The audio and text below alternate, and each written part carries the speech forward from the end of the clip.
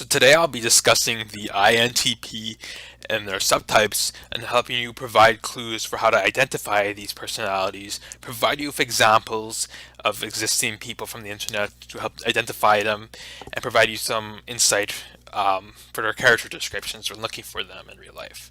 As a reminder, INTPs, I'll be using the Socionics term for describing them. And if you translate it to Myers-Briggs, I am basically talking about the INTJs today as well, as users switch to P and Js for introverts. But fundamentally, I'll be just describing them as INTPs.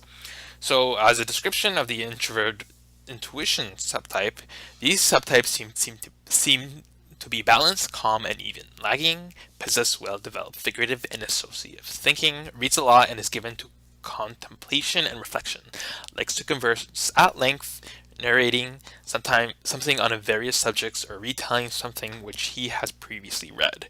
In conversation, he is usually tactful, polite, and somewhat reserved. Tries to avoid being overly direct and critical.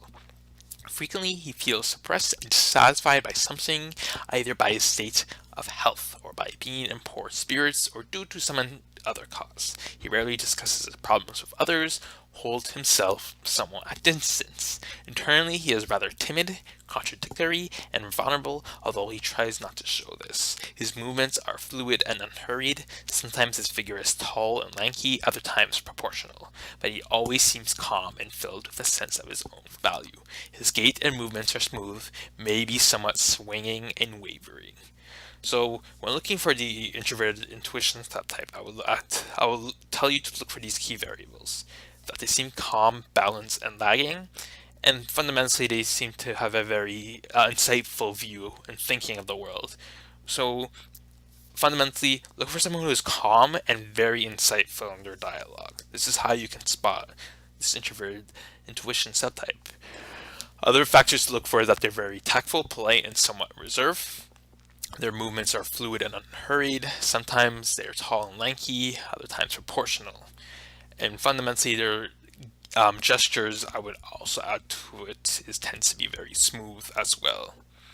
So these are just some figures of what to look for. Just know that they are introverted and intuitive, and that's the key aspects of these factors you need to look for. Now for the extrovert thinking subtype, they make an impression of a self-confident and sober-minded rational person.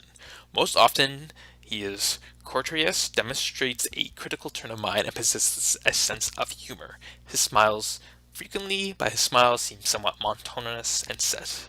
He tries to be polite, therefore doesn't always voice all of his thoughts and observations, likes to subject things to analysis. Sometimes he seems haughty and derisive, skeptical, ironic, and mistrustful. Trusts more in figures and facts than in hastily drawn conclusions. A good rationalizer, he is able to discern the main points and avoid engaging in tasks and projects that are futile in his opinions.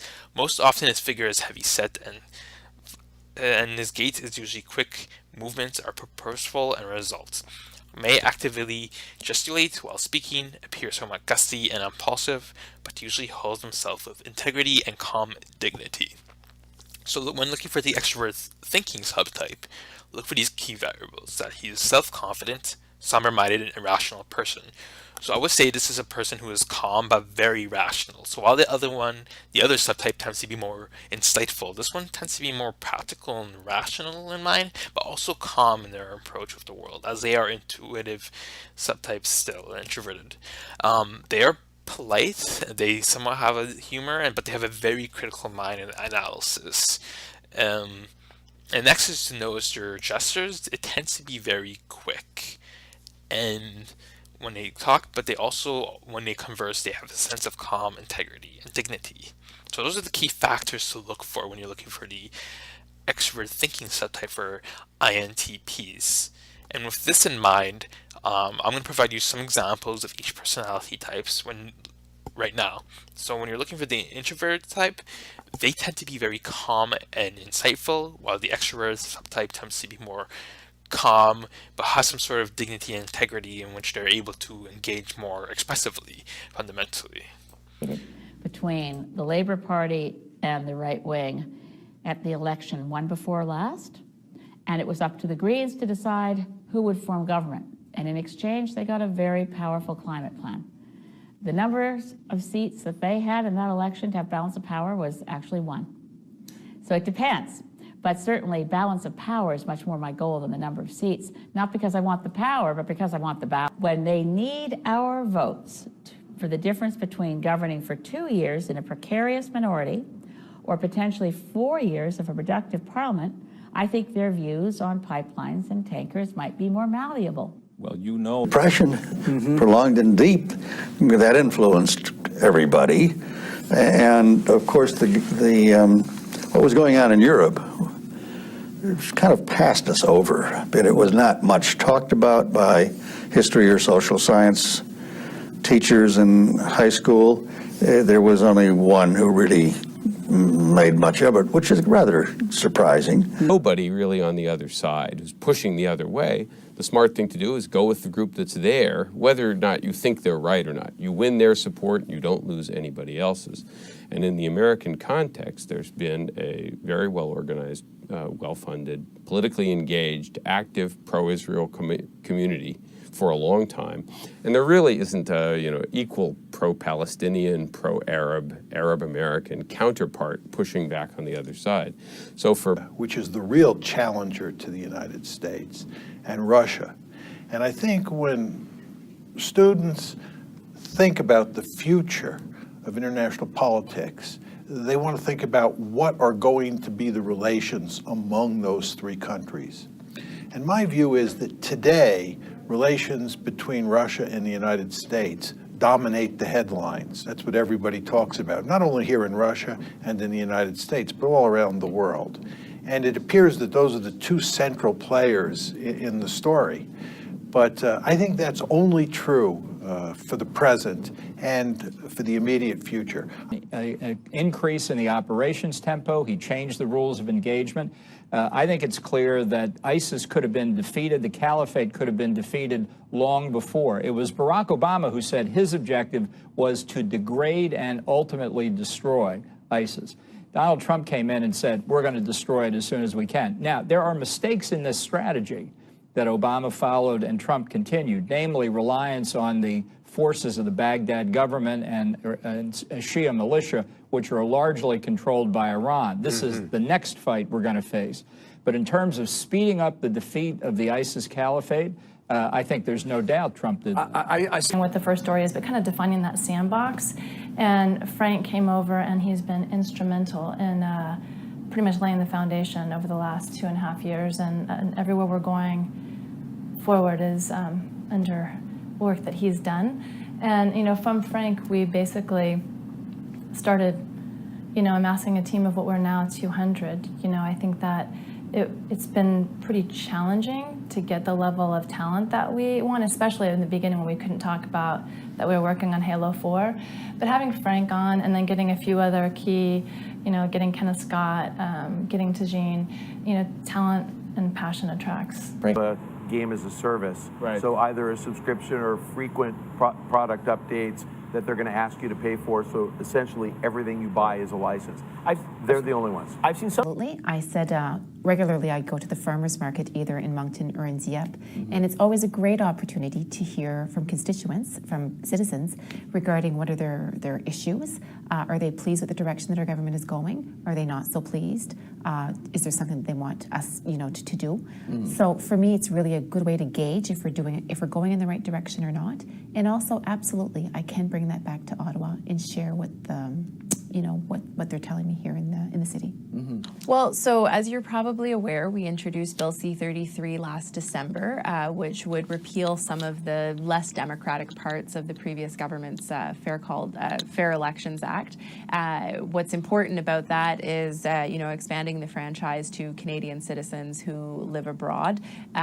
It's also about making sure that every Canadian who has the right to vote can actually vote. So it's looking at returning practices of vouching, using the voter identification card as identification at the polls. We know that there's, the opposition. She was on her way. She'd become, as you say, anointed. She was the leader of the Conservative Party, and it was generally thought by a lot of commentators that she was a shrill, right-wing, suburban, unelectable housewife. This is the mise en scène. And I thought, I think she's got some oomph. I think I should check it out. So, Bow, Mr. Hill. put them back in the box. Made herself master of the party, then mistress, I should say, of the country. Did I just say master? We'll get to that. Okay. I asked for it. Well, anyway, I was sure and said to people, I can prove it. I'm not being clever after the event. This is a phenomenal person. She has charisma, and it's partly sexual. No, I was a professor at Harvard, and I was always very interested in foreign policy. The politician that I was closest to was Nelson Rockefeller, who never even made it to the presidential nomination. The politician I used to be almost most opposed to was Richard Nixon. And certainly your colleagues were So that the last thing that ever occurred to me was that I would become a major figure in the Nixon administration. And indeed, when Mr. Nixon invited me to call on him at the Pierre Hotel and offered me a job, I didn't realize that he had offered me a job for 3 days and then to call me another time to make clear that that had in fact occurred.